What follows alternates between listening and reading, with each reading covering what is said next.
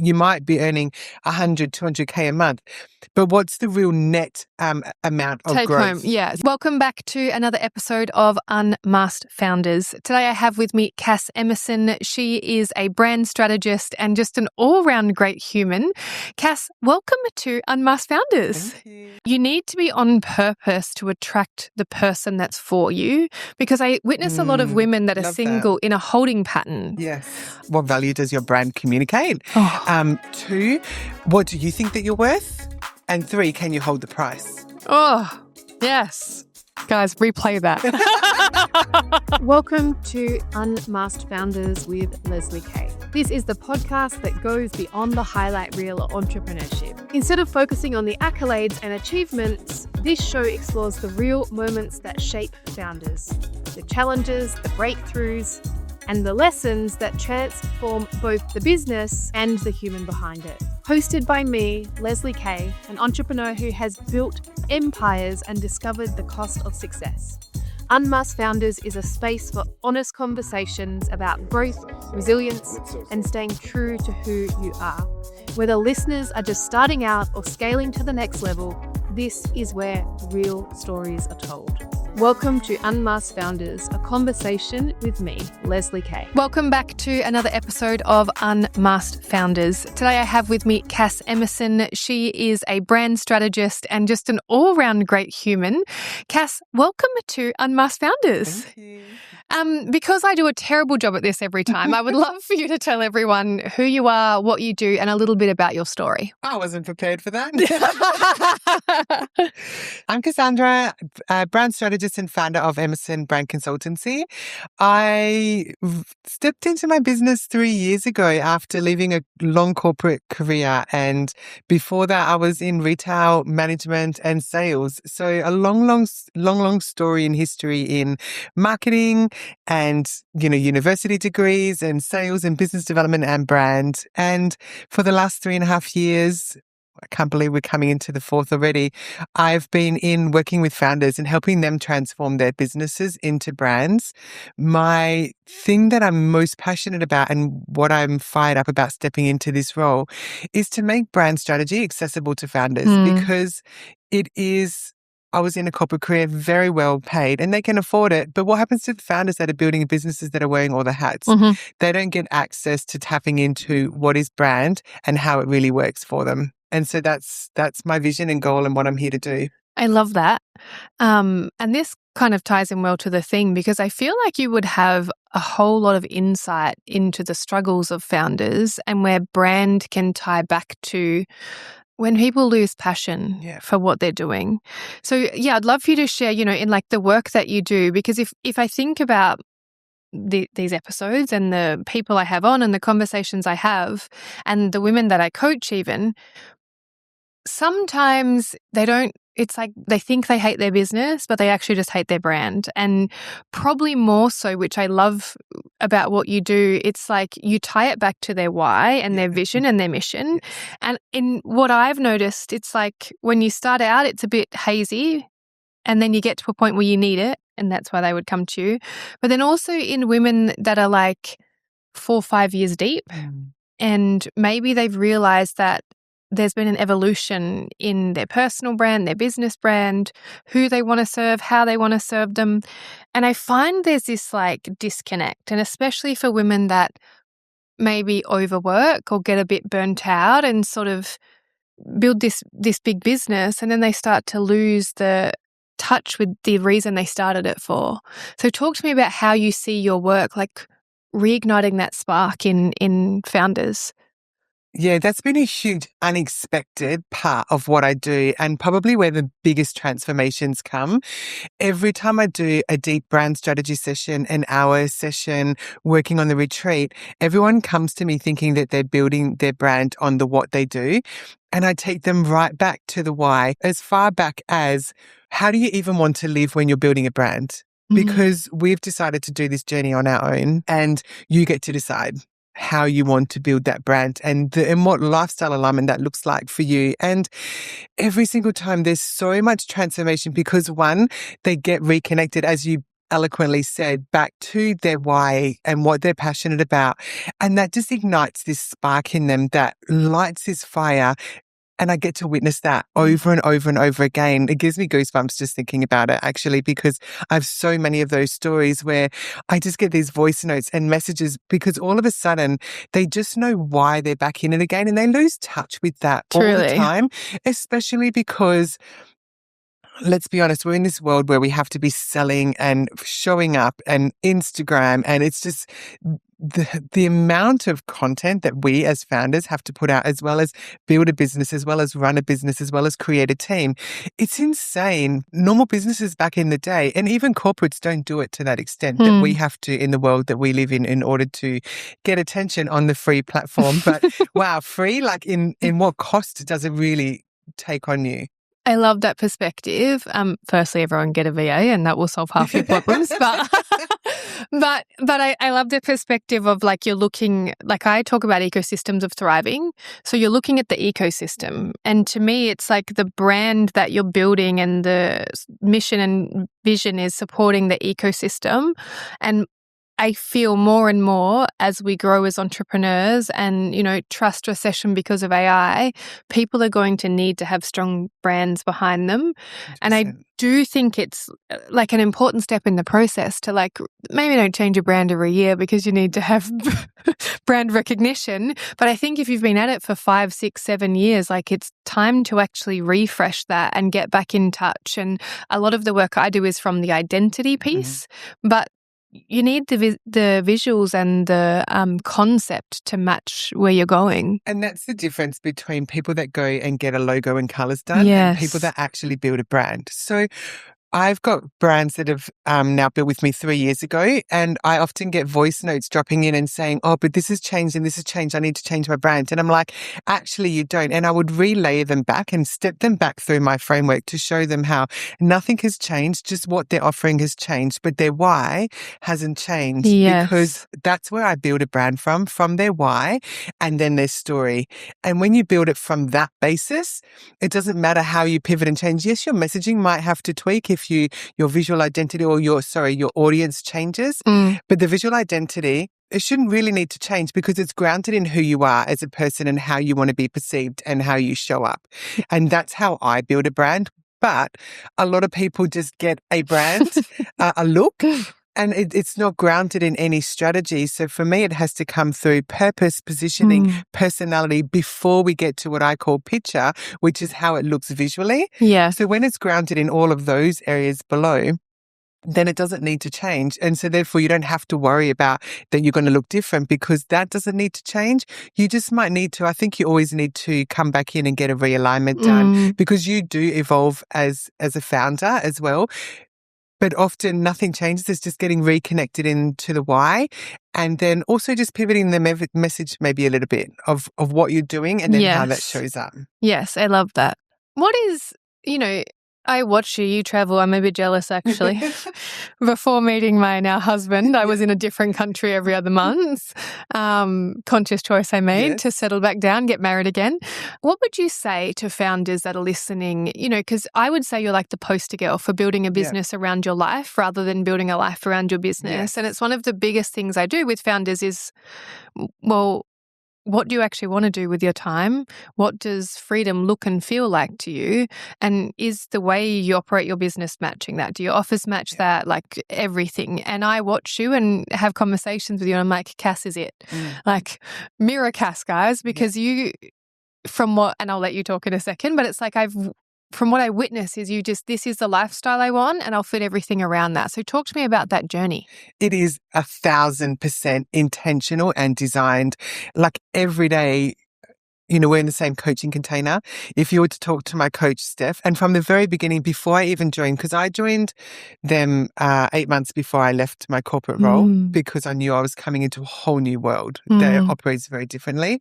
And coming from a very, very well-paid senior salary, I wasn't willing to come in and beg for money.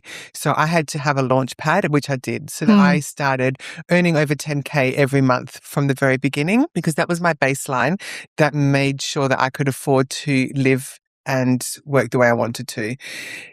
I love that. The pre-planning. I just want to Absolutely, yeah. to just Sure. People probably don't know that. Yes, and I love that because, I have 2 cohorts. 100K club, so women scaling to their first consistent 10K months, Yeah. and then my multi-6 into 7. Not enough people, I think, start with the vision of, well, I know what my minimum is and I'm going to get someone to help me get there. So I just wanted to highlight that and celebrate that, because it means you launch into something that's more sustainable because your nervous system's on board. Yeah, so I started with the offer I had. So my business has what is, as we were discussing. Probably don't know. I know, we can tell everyone else, yes. It has changed a lot. So I'm in my 4th year now. And maybe I'll just unpack it while we're here, because your questions have so many layers that I'm not even getting to touch on all the layers. We have to circle back. So much depth. I'll try to keep track. Yeah. There's so much I wanted to say from the first question. Quick pause. Are these conversations resonating with you? Do you finally feel seen in your business journey? This is the entire mission of Unmasked Founders. To strip back the highlight reel and tell the raw truth about multi-6 and 7-figure success.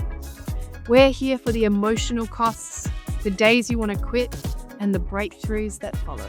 And we can bring you these essential conversations thanks to the support of our incredible partners, Cacao Collective and the OE Agency. These are the businesses who empower founders to keep going, providing the systems and the professional polish you need when you're busy navigating the emotional storm. If you love what you're hearing, don't miss an episode. Hit that subscribe button right now and check out Cacao Collective and the OE Agency in the show notes. Now, let's get back to it. Okay, so I joined before I even started. I remember I was in Bali at the time, and I signed up, and I had chosen my last day. So 1st of February was when I was starting my business in 2023. I had just bought my first home because I didn't even buy my home until I was in my 40s because I didn't want to lose freedom. But anyways, that's a different topic. So I knew that I needed to have at least 10K months to be able to cover expenses and still be able to travel without begging for money and be stressed. So I found 5 clients that were, say, $2,000 each that and signed them for 3 months. So I had a 3-month safety net, so I didn't have to stress when I started my business. And it grew from there. That was the first year when I was doing brand management and I did everything for them. And I had a 5-year plan of walk the walk, so brand management, doing everything for them and getting into into this whole new environment. Then it was to talk the walk because I didn't want to be doing everything for everyone. Truly. So I moved into consultancy, and then it was teach the walk. So then I moved into, I've done a lot of one-on-one brands as well in the last 3 years, but it was to teach the walk. And that was the start of the retreats last year. So more, 6 in one go. And this year is amplifying on that, where I'm starting to build out the courses and bigger containers for that.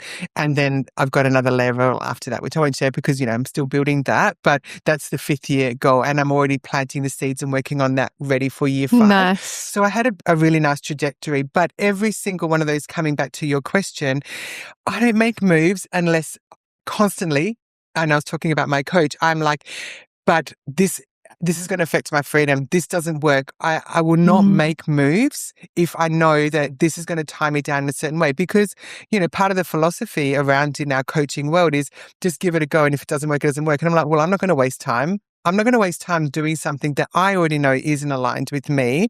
And I don't want to be available 24/7 to people. So I don't want to offer that in anything I'm doing. I'm about to launch the brand advisory. And as part of that, I've been sitting on it for about 8 months. Because I don't want to be available 24/7. I don't want to be in there checking work. My time and feedback, real time, is super valuable. And I want to build it around that because I don't want to be stuck having to be behind a computer when I want to be out drinking espresso in rooms, So, and then how did you, so you've touched a little bit on how you built that out. Yeah. And I think it's just standards. I think, saying no to your coach and being like, thanks for the idea, but I'm not willing to sacrifice my freedom. Yeah.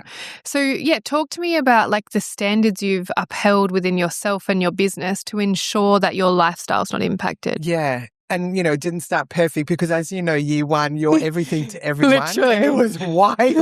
Like, I just went 24/7. But then the next year I'd be like, okay, I'm going to change this and this. And I can't remember off the top of my head what I did in year two, but I know that I changed over to consultancy rather than brand management because I said that you get 10 hours a week. It was probably 10 hours a month. It was probably like 50 because one, doing a great job and then just how that overflow happens. Of course. But then I did move into consultancy. And then I started to go, okay, I'm only available Tuesday, Wednesday, Thursdays.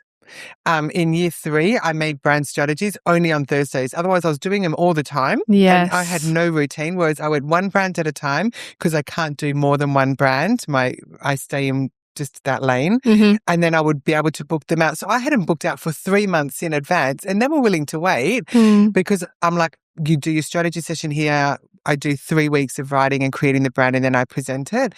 Last year, I said Mondays and Fridays are CEO days, so no clients whatsoever. Nice. I also moved meetings to only in the afternoon because my creative time is in the morning. So I don't take meetings. I don't do staff things in the morning for me because that's my creative thinking time. Nice. When last year, and I probably haven't been that great with that, but I've tried to have Sundays off. Yes. I also started turning my phone off at night. I've just gone back to doing that again. And my God, I love it. At 7 o'clock, I turn the phone off and then it's off until the morning until I'm ready to start. Yes. Just to have that break away from, because you don't realize how much you do this and just check. And that just keeps you actively engaged. Yes. So I am always making decisions around, and even in the offers that I'm building and my availability, and just being really quite strict on it that, no, this is what it is. And I'm not willing to relent on that. I love this because you're talking to standards, and I kind of want to unpack this a little for those listening because people get scared. Yes. They get scared to put themselves first. They get scared to change their business model. They're like, well, if I say no, then my whole business is going to fall apart. And they just don't. And they stay in this cycle of like people pleasing and not having boundaries with themselves and not having boundaries with their clients.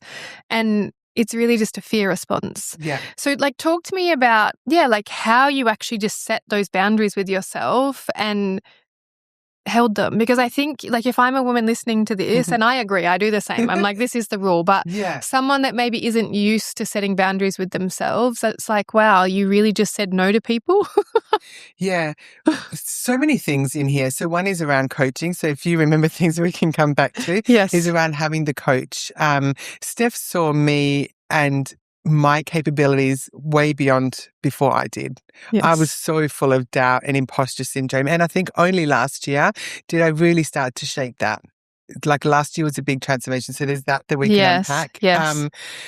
There is building a brand around it, because it's so funny. Someone recently reached out to chat with me about branding with them, and they didn't come to me a few years ago because they thought I was going to be like $10,000, and it was like probably 2, and they're kicking themselves that they never did because of the perception, which brand, shapes perception. So there's that. Always delivering super top work. Like I over deliver constantly and make sure, and I'm quite a perfectionist, so that is in my work, but that allows you to uphold the value, and you have to do it incrementally. So, where I am right now and the boundaries that I hold is definitely not where I was year one, but I just constantly went, okay, well, now what's next, or what's breaking, and why is that a problem? Because I think as founders, we're too available. In corporate, they don't get that access. Not at all. But yet we are like, okay. And we answer the emails. So one, you have to hold the line and just be like, I'll do that in the morning. And don't set a bad example for your clients. Yes. And I still do that. So I'm definitely not perfect, but I'm very conscious of it all the time. And that you get to decide what it looks like for you. So for me, I'm so much about, yes, I love doing business and I'm so passionate about building brands and I love building and the transformations, but I'm here to live a really good life because time is all we have. And if you're not using it to make memories and filling up that bank, which, in corporate, every day was Groundhog Day. Truly. Then what is it all for? Truly. unfortunately, I do really love my business and I spend a lot of time thinking about it, ideating, but it lights me up because I love learning. Yes. I'm an insatiable learner.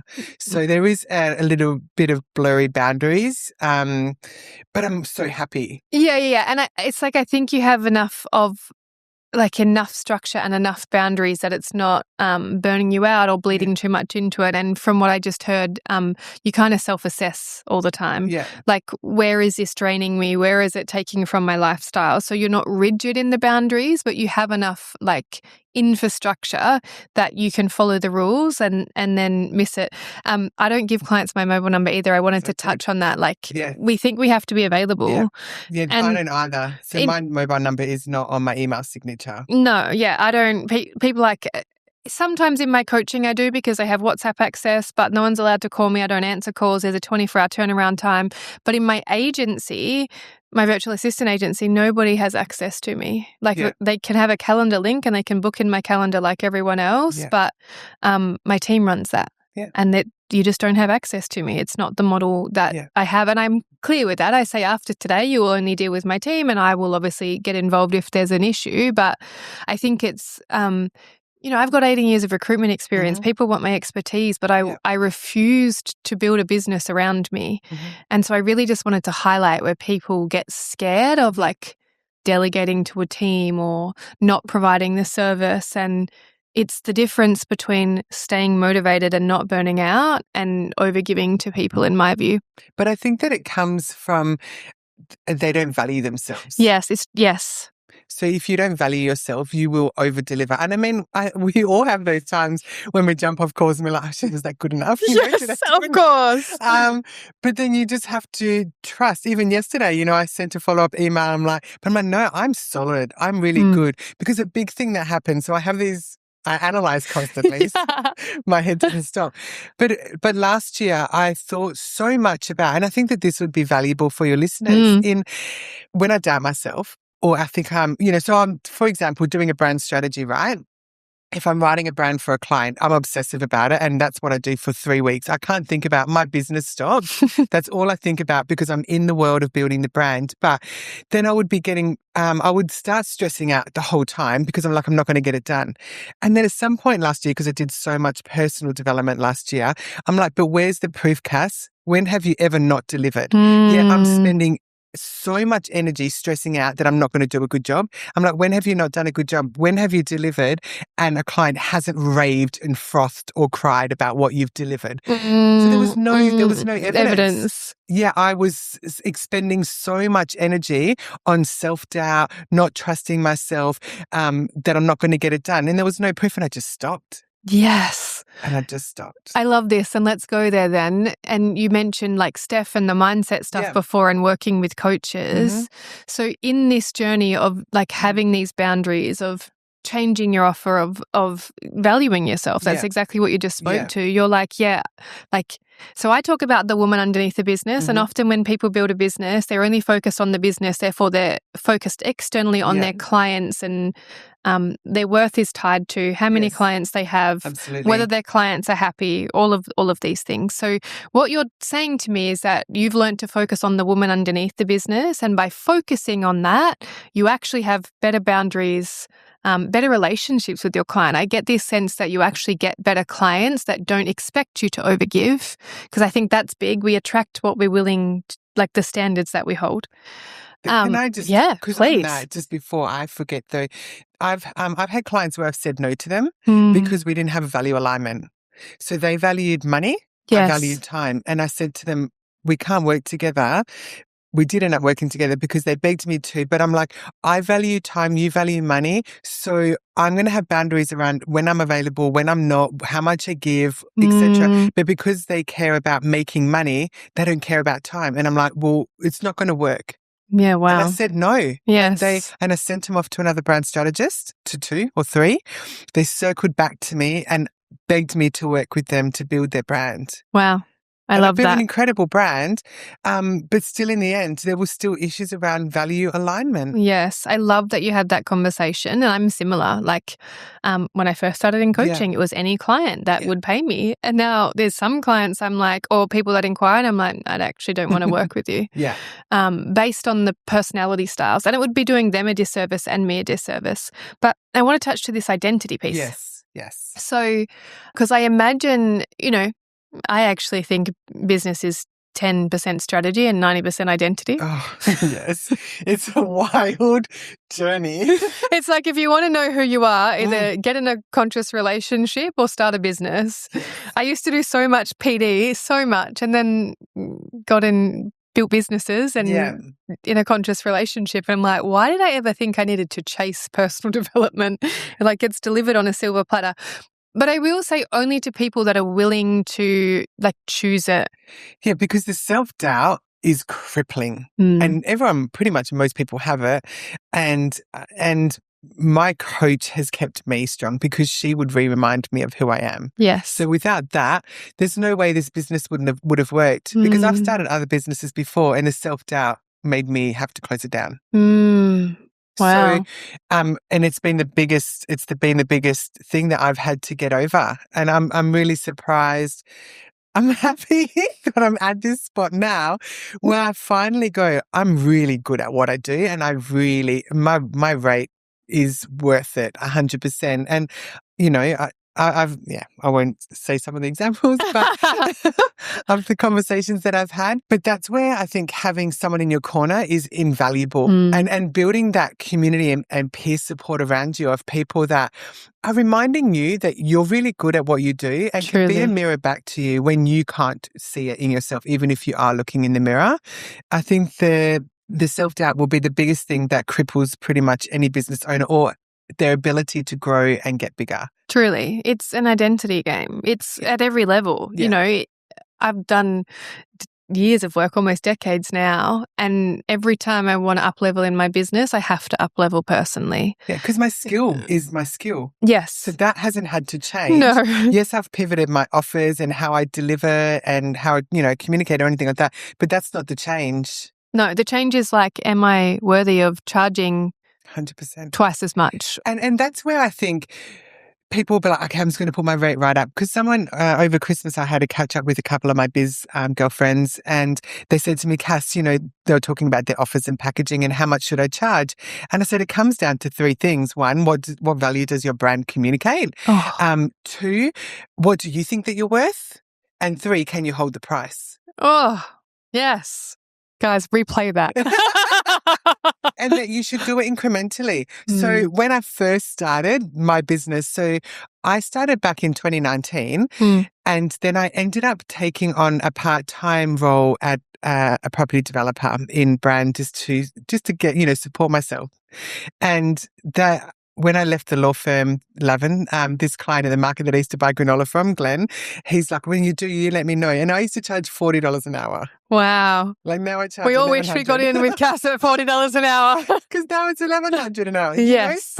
But then it went from 40 to 80 to 110. When I left my corporate role, it was about 180, I think. And then it went to 200, 240, 260, 300, 500, but it's incremental as I was able to hold the price. Yeah. And I hear so many stories of that. So I do think getting your nervous system used to the elevation and the worth. And also, I think it is the evolution of your brand, your testimonials, the evidence that you're building externally, but also internally. Absolutely. So what you just spoke to before was when you were panicking about not delivering, you then reminded yourself of all the evidence of you delivering. What can happen when we first start is, we have all this, we don't have the evidence yet. Correct. So we need the incremental steps to be like, well, here's the evidence of everything that I've produced. Yeah. And so I'm worth this. Yeah. And do work for free when you first start. Truly. I'm not opposed to that. I'm the same. I've done heaps of things like that. Yeah, I want to say coaches as well that, do an NLP or a hypnotherapy, just do coaching swaps.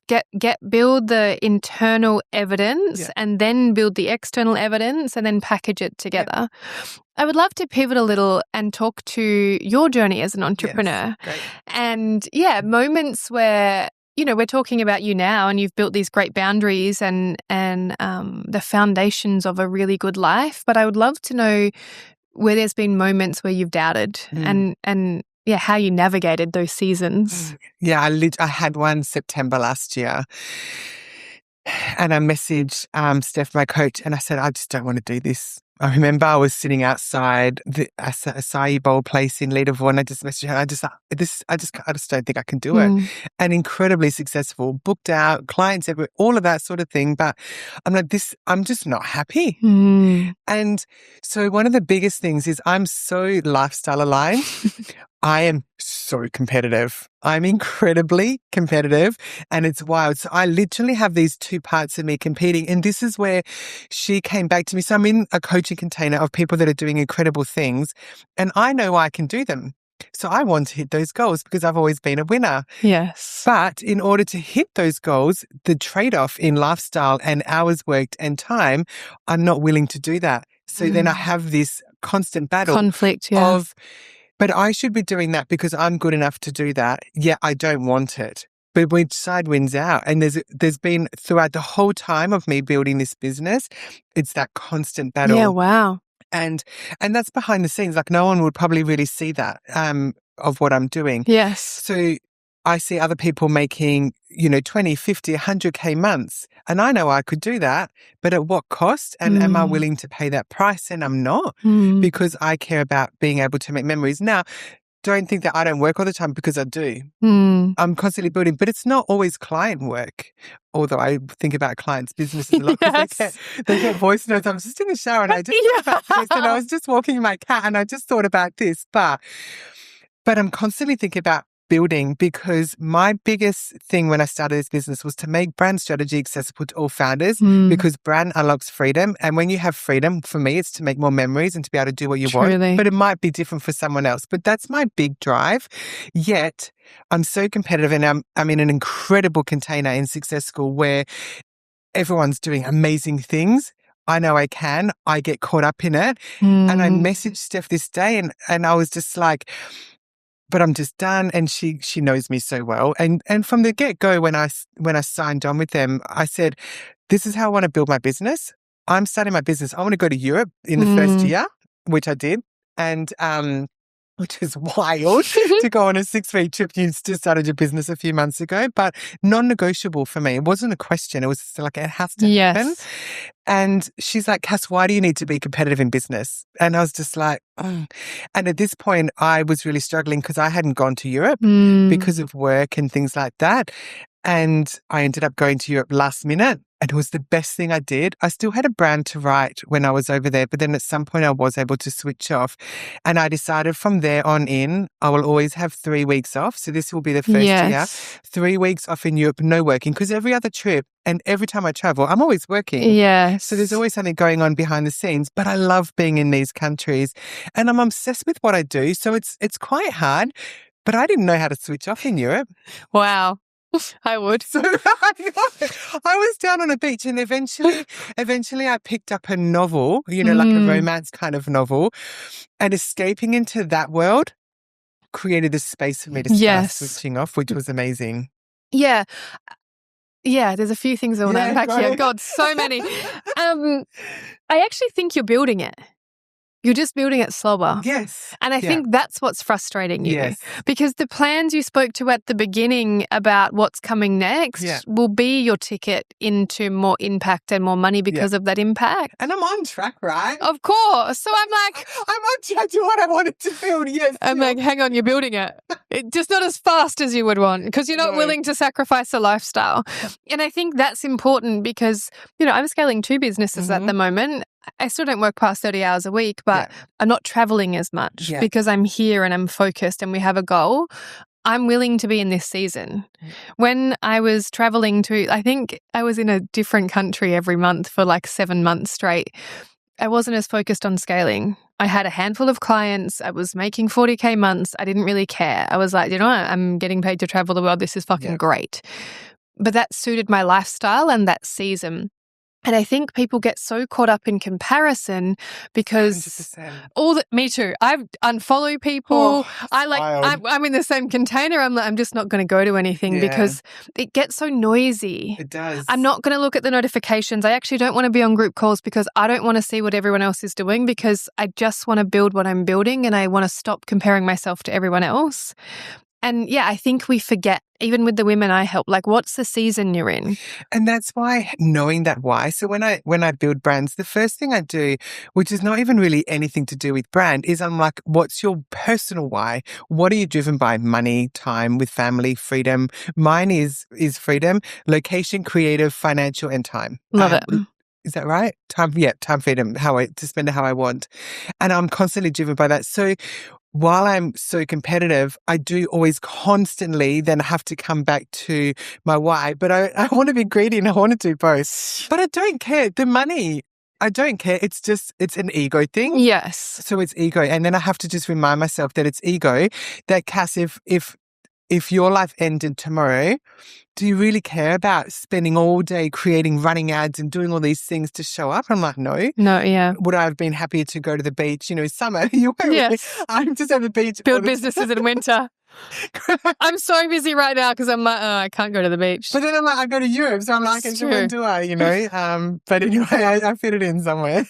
Yeah, I think this is a really relevant for people to listen and just choose the season you're in. And I have no doubt you'll get to 100K months, but you're building it on your timeline. Yeah, but do I need to? I mean, I don't need to.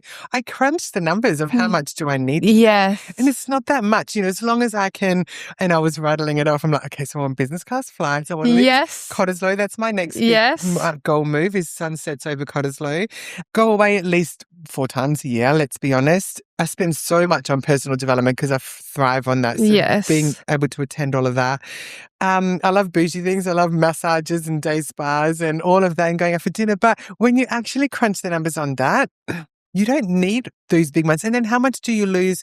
How much is really profit? And how much you might be earning 100, 200K a month. But what's the real net amount of take growth? Home? Yeah. So I did this exercise with Steph and Tim as well. To live the life I want, it's 1.5 profit though. Yes. Yeah. So depending on the business model, like coaching, there's a lot less overheads for me. Yeah. The agency I need 250 workers, but that's actually my retirement plan, because I don't do anything in that business besides sales. And at some point I'll stop doing sales.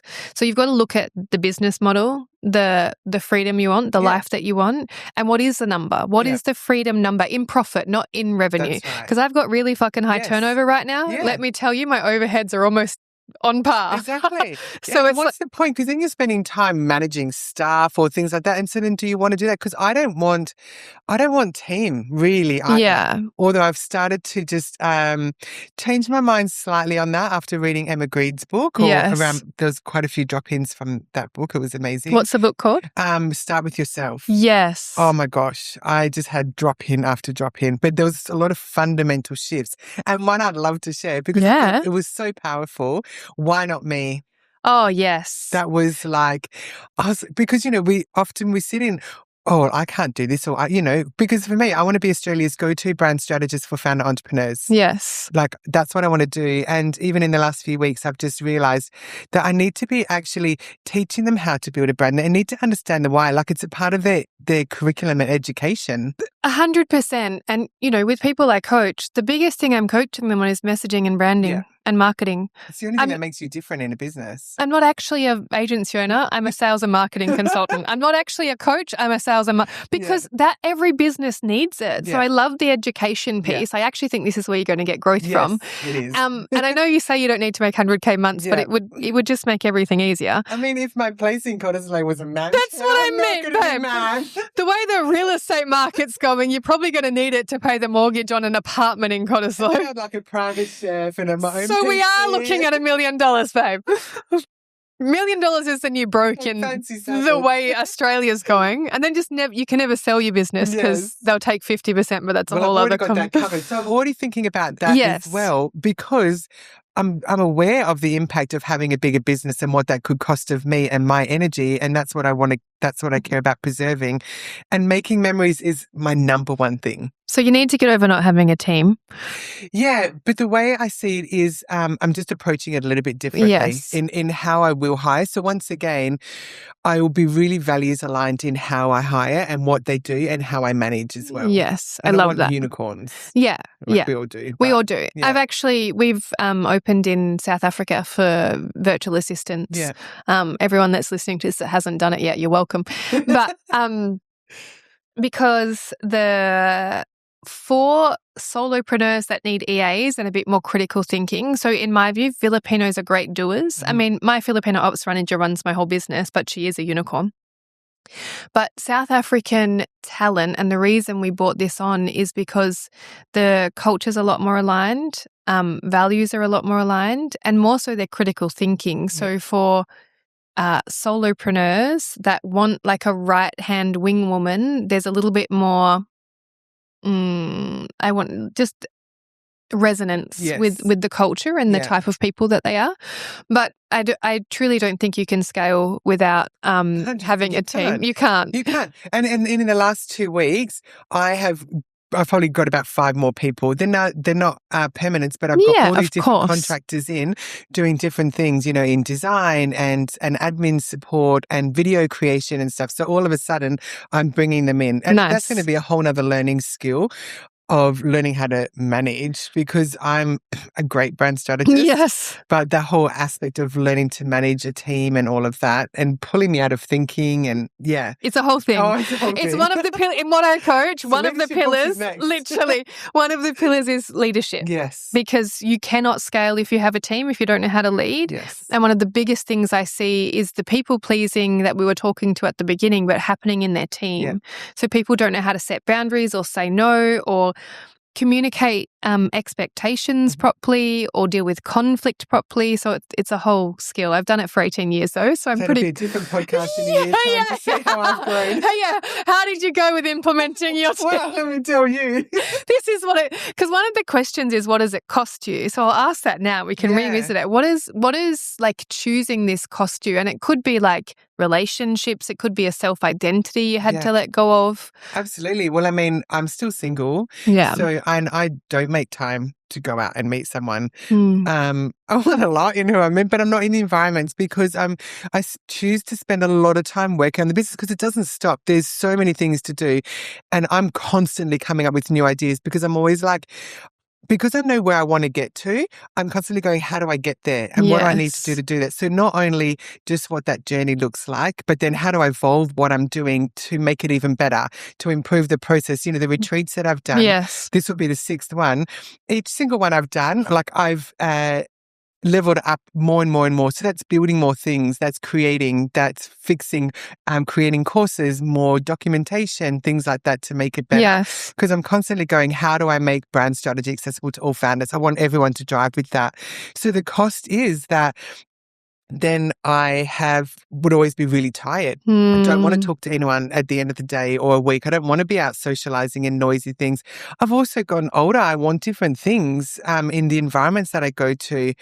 And I haven't, so that means that it's 3.5 years in of doing my business when I have full control over how I spend my time, yet I haven't met someone yet. And that's probably one of the biggest gaps that I have now. But also there was a whole thing about learning to love who I was that I had to go through last year. Yes. To even be able to get to the point that I think it will probably happen. Yes. I don't know where he is. Yes. And I think he might be coming. I love that. Hopefully. So, eventually. And I'm imagining him in Cottesloe when I get up in the morning, we're having our coffee together. So doing the woo-woo stuff. I'm going to add to this because I think it's a big, I play in this realm too. It's one of the things that I'm trying to weave into my work because I've studied tantrum relating for 6 years. But actually, I met Lucky, my now husband, for those that don't know, the world's best man, at the busiest period in my business. Yeah, wow.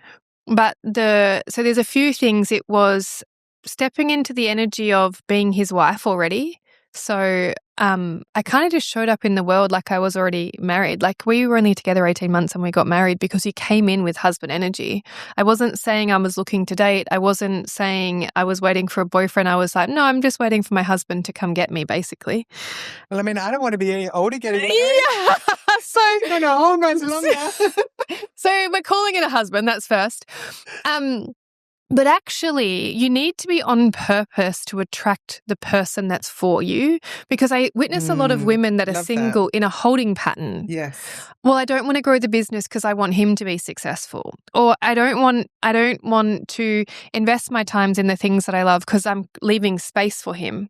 But that's coming from self-sacrifice, and it's actually like I don't want to get too woo-woo, but it's like not an energetic match. When you get into relating in polarity, it's like you're actually already in a self-sacrifice energy before you're in relationship. Versus, well, I have space for a husband. I'm going to make space. I went as far as like emptying out a corner because I have so many clothes off my wardrobe. I like love that. Tangible things. So you're consciously being like, my life is very full, but I have space. And for the right person, I will create space. Because interestingly, talking to values, my highest value is love. And in my previous business, I ignored my ex-husband. He was more of a Band-Aid. But I wasn't ready for love or to have a partnership. I actually just wanted someone to love me for it, so I felt safe, but I didn't have any self-love. I got that from him. So doing the self-love work is like step one. You have to categorically love yourself, know how to love yourself well. The biggest thing I see in relationships is we have this unspoken expectation on our partners to love us better than we know how to love ourselves. That's so true. So the biggest thing I see in conflict in marriage is he should just know. I'm like, well, do you know how to love yourself? Tell me what self-love, self-care looks like. No, I don't know. And that was a massive part of last year for me, because if I don't love me, how can I ever, I remember being in Bali and going through this kind of thought process, but how could I find someone to love me if I don't love me? Because I don't need someone to complete me. I'm so whole. Truly. I'm just like, I want someone that's going to be like fun, vibe with, they want to travel, their passports, got lots of space for stamps and, is intelligent, that I can banter with and have fun. But I don't need someone, but I want someone. How I framed it for myself when I was waiting for husband was I want to experience the love I have for myself through someone else. Yeah, love that. Like for me, it was the ultimate act of self-love was like, well, I'm actually going to let myself be loved by someone else now. And I was really curious about, how I was going to witness myself and love myself through relating with someone else. So I trust is coming because you're doing the work. I haven't made time for it, so I'm not in those environments where, But I wasn't dating. Yeah. I wasn't on any apps. Yeah, because you know what? In saying that, I honestly believe that I don't have to go out and find him. I just believe that we're going to know. That just sounds... No, I'm going to tell you a little story. I do think that it will, I don't need to force it, that it will just happen as long as I'm ready and I'm open, that the right one will come. 100%. So my teachers for years were like, Leslie, he'll just rock up at your door. And in my head, I'm like, guys, I live in fucking Perth. And this is actually one of the reasons I chose to stop traveling, because I realized I was traveling to find him. Mm-hmm.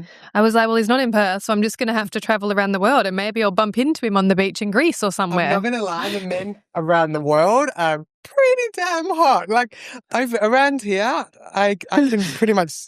I rarely ever go somewhere where I'm like, I was the same until I met my husband. Yes. I was like... But when I go like other places, I'll be in Bali, I'm like... Truly.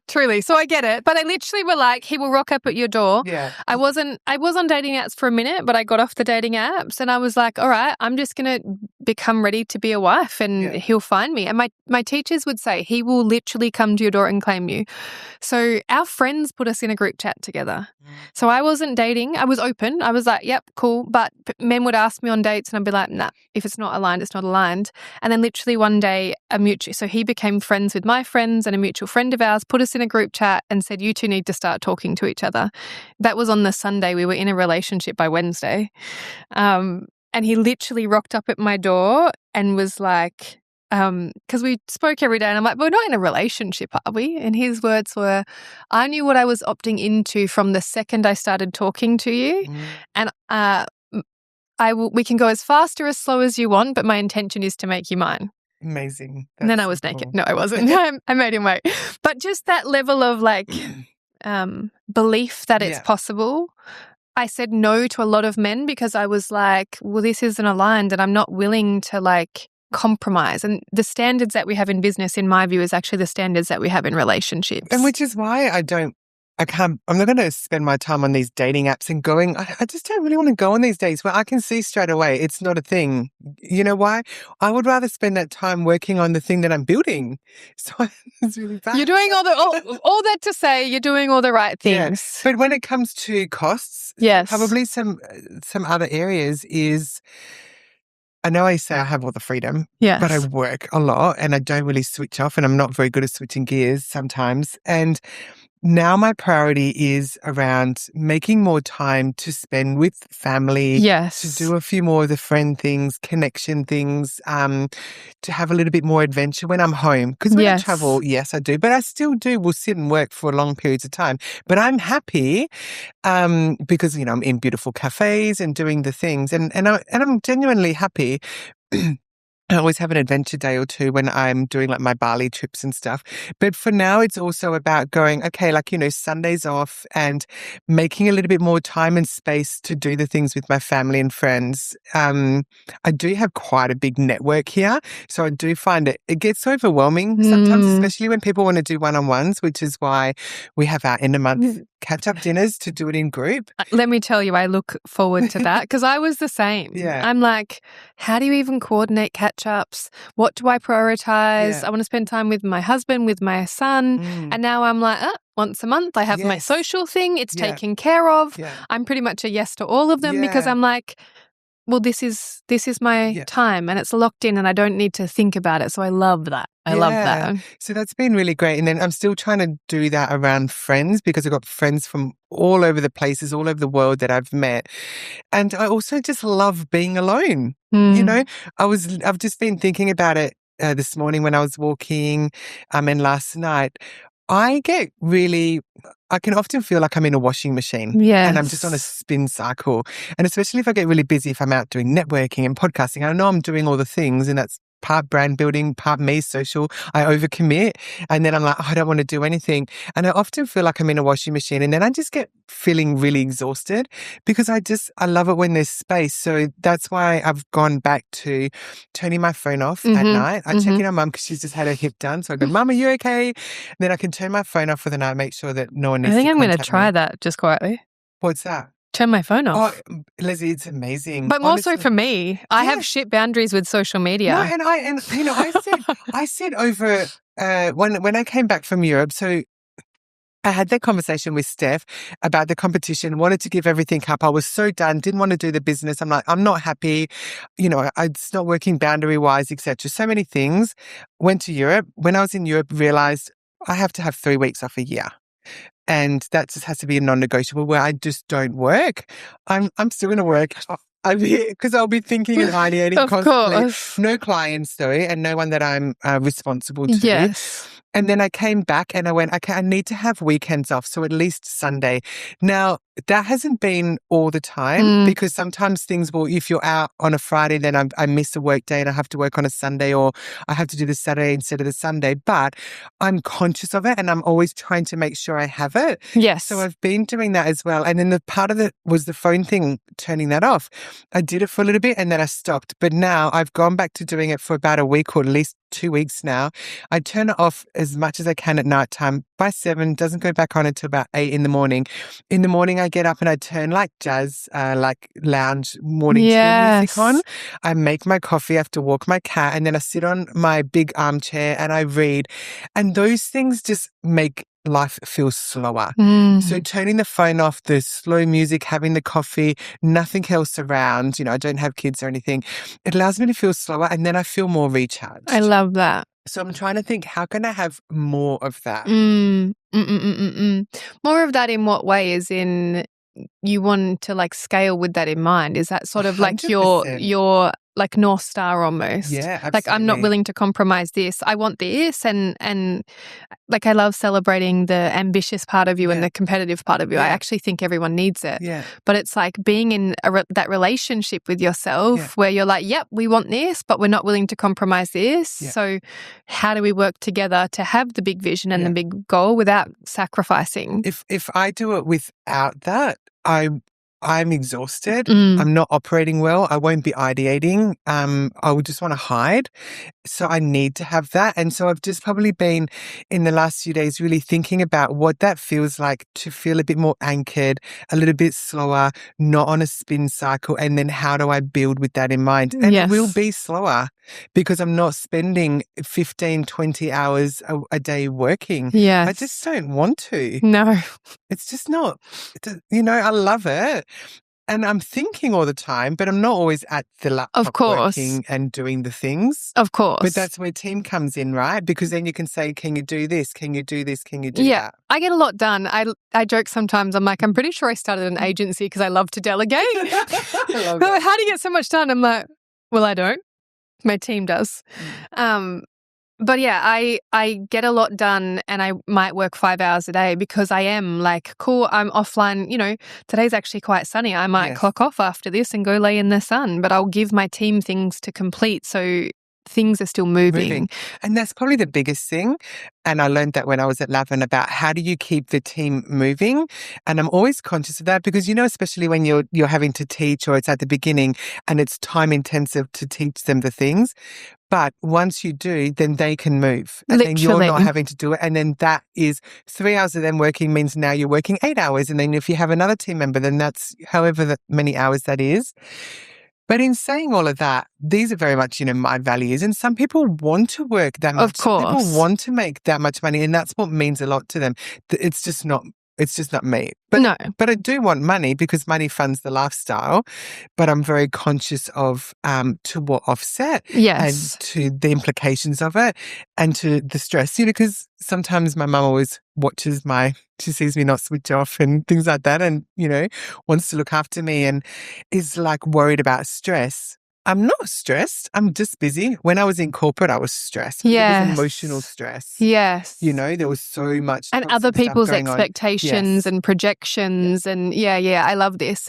You're just building intentionally. You're like building how people should build, firstly. Build with your exit in mind, build with your growth in mind. I started both my businesses with like, what's the plan to get me out of them? Because I don't want to be doing this forever, which not enough people do. But you're actually where I strip people back to. Because a lot of women build these businesses. They go from working a 9-to-5 in corporate to working 12 hours a day for themselves. And then they get to a point where they're like, well, I hate my life. And we actually, there's a lot more work to do to strip it back, to recreate boundaries and structures and teams so they can have their freedom back alongside the identity work of, do you know what? You're allowed to make money while you're on a beach in Mexico. Yeah. Like that's the whole I fucking... make the most amount of money when it's the whole point. It's the whole point, guys. And because me, I value freedom, but for me, money is the vehicle for freedom. Yeah. So I actually don't value money, but I value the lifestyle. I value, and love's my highest value. So if I'm spending too much time working and not enough time with my husband or my children, I'm not a happy person. So I learned really quickly that, yes, I thought money was my driver, but it wasn't. It was the freedom that it buys, the business class flights. And I said to my coaching clients, I'll know I've reached the next level of wealth and freedom when I could wake up today and book business class flights tomorrow to anywhere. Just be like, or wake up this morning and be like, babe, let's go to Mexico and just book a flight. And that's time freedom because it doesn't matter where I work, but also just the wealth and the cash flow because I'm outgoings at the moment to scale, but I'm like, cool, that's the season I'm in. Yeah. I'm willing to reinvest because I know where I want to be and that's the risk that I'm taking. I mean, we could probably buy business class flights if we didn't do consistent and insatiable amounts of professional development. Honestly. My professional development every year is probably at least 30K or more, So hello, that's how many Europe trips? But anyway. But it's the season. But then we also wouldn't be where we are. Like, I wouldn't be where I am if I hadn't have done those things. Truly. So, I need $1 million profit. But nevertheless. Nevertheless, saying. $1 million profit. Anyone wants to give me business class flights? I'm more on my vision board. One of my goals is brand ambassadorships, and I want it with Emirates. Yes. Like, oh, I'm gonna make. I love that. Yeah, I'm going for it. I've listed out all the brand ambassadorships. I need to do this. And that's what I'm going to go for. So I've listed the hotels and the clothing lines and all of that. And I'm going to become a brand ambassador. That's just taken like vision boarding to a strategic level. I'm so intentional with what I build and how and why. I'm so clear. Yeah, I get that sense. Even at the beginning, you were like, yeah, I had all this planned out and this is the next map. And which is probably why you're so good at building brands, because you're seeing the ecosystem, like not the instant gratification. It's like you're seeing the plan. You're seeing the woman that's in front of you now and her goals and dreams here. But I get this sense that you're like looking at brand equity into the future. But I've always been like that. So I can go, this is where we need to get to, and then I can work backwards and I build from there going forward. So that's how I've always done anything in corporate, anything that I want to do, I just build that way. So I guess that's what I've been doing in my life. But you know, I mean, I have a lot of the things, but like you said, I don't have the relationship. But then also another thing I beat myself up a lot about is I feel like I'm always behind. And I only just remembered just the other day, Cassie, I've always kind of been a bit behind, but it's been okay. And what I mean by that is, you know, I took my first Europe trip solo when I was 31 and I had a boyfriend at the time, but he had to stay home. Didn't like it, but I was like, this was my rite of passage as a woman to go and travel solo for 6 weeks on my own. I didn't buy my first house, my first home until 40 when COVID happened and I signed off the plan with who I was working with because I didn't want to give up the money of owning a home in order for my freedom. I didn't care about owning a home because I didn't want to lose freedom. Yes. So I didn't buy until I knew that this is okay because it balances the rent that I was paying. Yes. So I made that decision and then hello, crazy ass interest rate. I know, you're probably grateful. But anyway, I made a lot of money off that home and I have a bucket of equity in it from when I bought. Yes. So there's been so many in my business. Oh, you only really started when you were 40 something, you know, but it's all worked out so well. So even now I'm like, okay, you're 47 and you're not married. But it's like, it's okay. It's okay. Just remember that you're on your own timeline. Yes. And it will be okay and it will happen when it's meant to. Truly. So there's something in that as well. Truly. And I think just to loop it back to the comparison we were talking about before, it's the biggest thief of joy is comparison. Yeah, absolutely. And we're all sitting here as like, oh, I want to be Steph and Tim or I want to be this person and that person. And you're like, they started before you, calm down. You'll be fine. Yeah. Just be on your own timeline, doing your own thing. So cool. I have loved this conversation. I reckon we could talk for hours and go down so many rabbit holes. There's so many tabs still open in my mind. We answered half of the questions. That's fine. We don't need to. It went where it needed to go.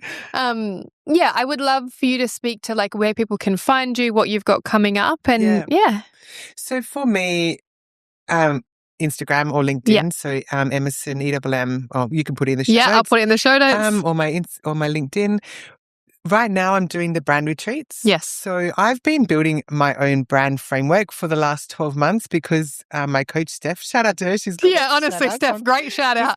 This is sponsored by Success School today, But it's so important and you're in this. So for women that are listening to this and sitting on the fence about working with you, you know, just hearing it from me, that's who I chose. Yes.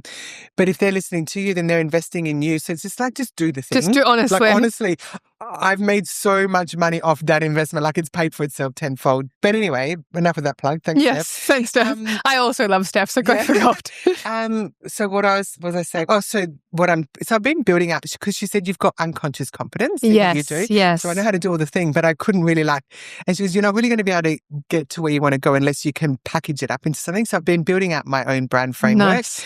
So the brand retreats is that foundational piece for branders, for founders, branders, come and work with me. Yeah. To build their brand. And when they as opposed to me writing the brand one-on-one, because I stopped that. So I closed that down this year and stopped doing one-on-ones in less application only. But when they do the retreat with me, they actually get to understand how to build the brand. And it's so empowering. So there's that.